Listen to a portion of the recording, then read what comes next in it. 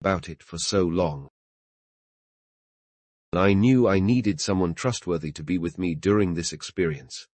Steve, my most reliable friend, agreed to stay over. The next day, Steve arrived around noon. We went up to my room and settled into the bean-bag chairs, putting on some music to set the mood. 30 minutes in, we went downstairs for water. Steve suggested playing video games while we waited. We played Mario Kart 64 and snacked on Doritos. 50 minutes in, strange sensations began. My whole body felt tense, and I was losing grip on the controller. I had momentarily forgotten why Steve was even there. We went to the kitchen for some cherry cool aid. I couldn't quench my thirst no matter how much I drank. The liquid seemed to just glide over my mouth. In the bathroom, I became fixated on a cartoon of a drunk polar bear above the toilet.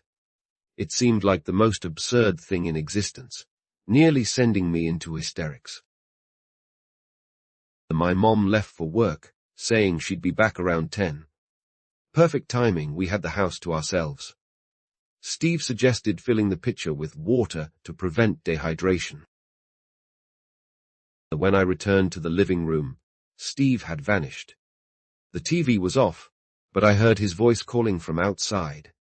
The backyard had transformed into an enormous field. At the far end of the yard, I spotted my old friends in what seemed to be my dog's pen.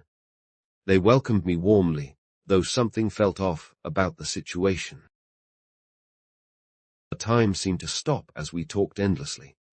When I looked down for a moment, everyone disappeared.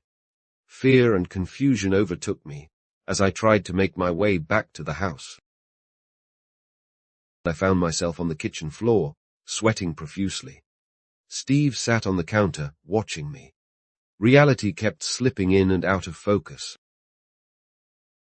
Suddenly, I was convinced it was early morning and I was late for school. Panic set in as I rushed to get ready, terrified of getting detention. The reality crashed down when I saw the kitchen clock reading 100 a.m. and realized it was summer. No school, no deadlines, just pure confusion and fear. I woke up at 5:00 p.m. the next day, with Steve still watching over me. My mind was filled with strange dreams I couldn't quite remember, and my whole body ached.